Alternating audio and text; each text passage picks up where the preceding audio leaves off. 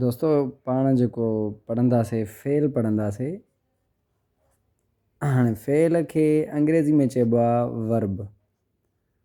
घणा दोस्त जेके आहिनि न उन्हनि खे जेको आहे अंग्रेज़ी ग्रामर त सुठी ईंदी आहे, पर सिंधी ग्रामर उहा इन्हनि खे इन जे करे न ईंदी आहे, छाकाणि त असां जेको आहे न उनखे सही तरीक़े सां न पढ़ंदा आहियूं।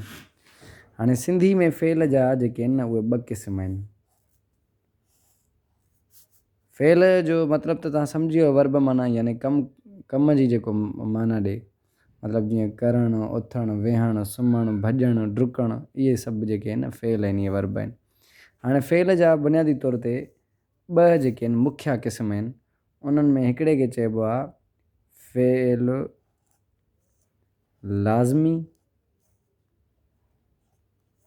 ऐं ॿिए खे चइबो आहे फ़ेल मुतअदी। हाणे लाज़मी ऐं मुतअदी कंहिंखे चइबो आहे? लाज़मी फ़ेल उनखे चइबो आहे बाबा जंहिंमें मफ़ूल मौजूदु न हुजे, यानी मफ़ूल मौजूदु न हुजे।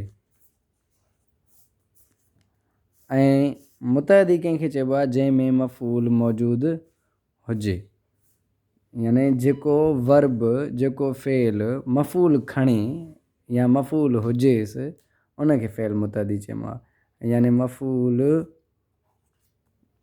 हुजे त पोइ मुतअदी। हाणे ॾिसूं त कीअं। मिसाल तौरु लाज़मी में मां चवां थो त जीअं सिजु उभिरियो, हिकिड़ो मां इहो जेको आहे प्रॉब्लम बि ॾिनो हुयो पंहिंजे मॉक्स में, सिजु उभिरियो। हाणे त सिजु उभिरियो त सिजु त थी वियो फ़ाइल, छो त उहो उभरण वारो आहे, उभिरे थो। उभरण जो जेको ऑब्जेक्ट आहे उहो छा आहे? मफ़ूल आहे, उहो आहे ई न। त इन जे करे इहो फ़ेल लाज़मी आहे। पर फ़ेल मुतअदी कीअं आहे? जीअं अशरफ किताब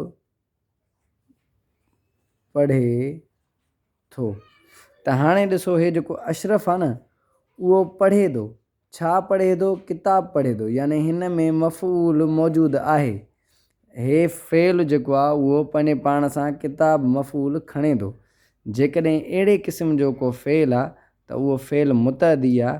ऐं जेकॾहिं को अहिड़े क़िस्म जो फ़ेल आहे जंहिंमें मफ़ूल मौजूदु न आहे या उहो मफ़ूल खां बग़ैर बि मतिलबु ॾिए थो त पोइ उनखे असां फ़ेल लाज़मी चवंदा आहियूं।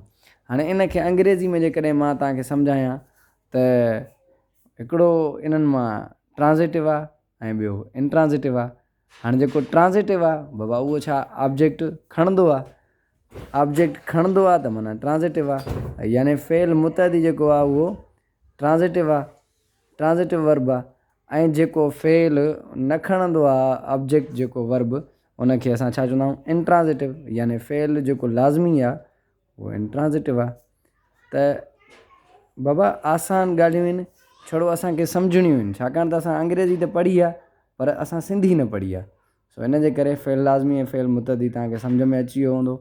आई होप जेकॾहिं को सुवाल आहे त वरी पुछा कयो।